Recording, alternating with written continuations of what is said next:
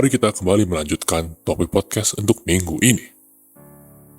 Baptisan air. Hanya menerima baptisan air selam berdasarkan kata baptis yang dipilih oleh Roh Kudus ketika ia menulis Alkitab melalui pikiran-pikiran para rasul. Berdasarkan pada contoh di Alkitab, ketika dengan jelas ditegaskan bahwa Yesus keluar dari dalam air. Matius 3:16 menunjukkan bahwa Yesus pertama-tama harus turun dulu ke bawah air.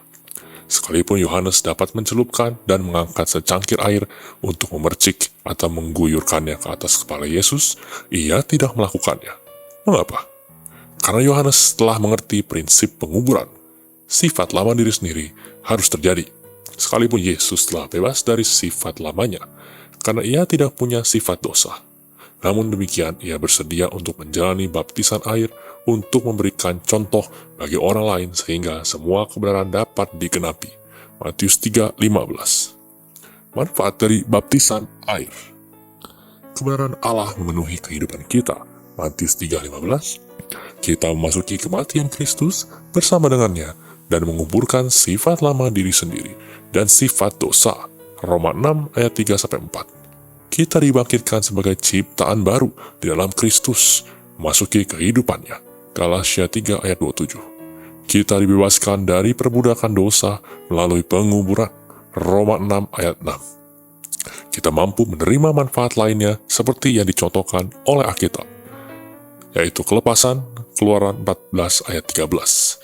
Di zaman gereja mula-mula, baptisan air dihubungkan dengan kuasa untuk mengusir roh-roh jahat. Bangsa Mesir, lambang dari tentara setan, dan roh-roh jahat yang mengejar Musa dihancurkan dengan air dari Sungai Merah, lambang dalam perjanjian lama saat masuki baptisan air. Persyaratannya termasuk mengakui dosa di depan umum atau dalam pertobatan secara pribadi dengan perasaan menyesal yang mendalam serta menerima kelepasan dari roh-roh jahat dengan diselam di dalam air. Origen dan Tertullian, pemimpin gereja mula-mula, menulis mengenai hal ini.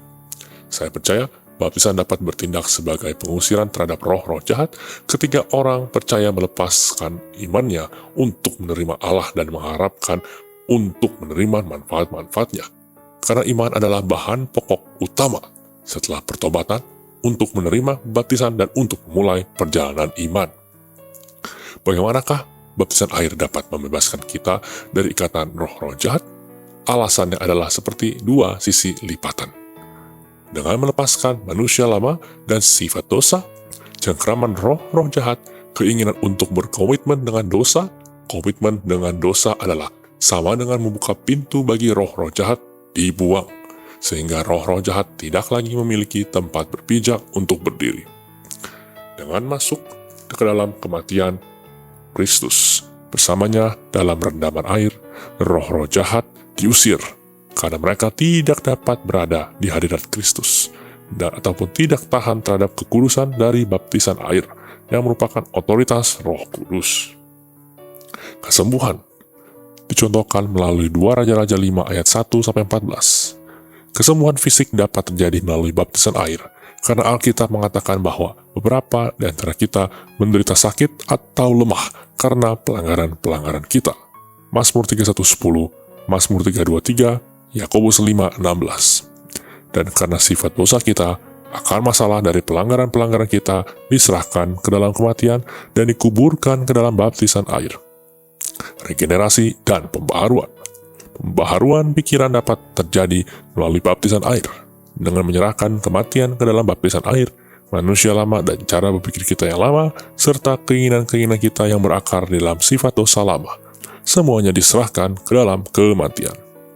Melalui kemurahan dan anugerahnya, dengan iman, aku dijadikan ciptaan baru di dalam Dia.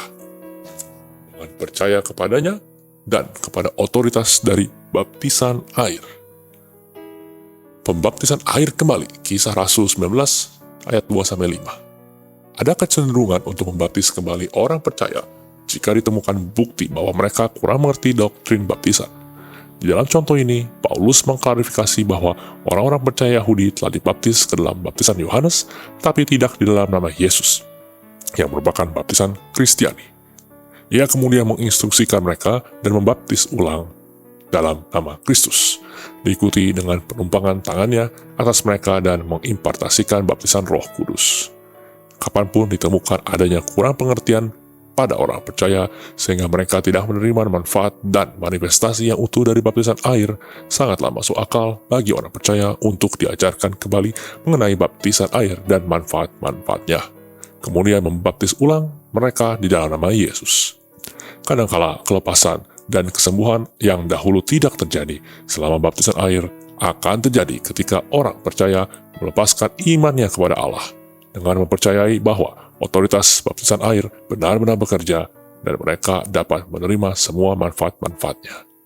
Dalam kondisi seperti ini, sangatlah berguna bagi orang yang akan dibaptis, yaitu setelah bertobat dan mengakui dosa mereka kepada Tuhan terlebih dahulu, untuk mengumumkan dengan keras atau setidaknya dengan suara yang kecil kepada Allah perilaku spesifik, karakter, dan dosa-dosa yang diharapkan mati di dalam Kristus sekali dan untuk selama-lamanya saat mereka diselam di dalam air dan mengakui bahwa mereka percaya dan telah menerima apa yang mereka katakan dengan iman yang berharap di dalam nama Yesus.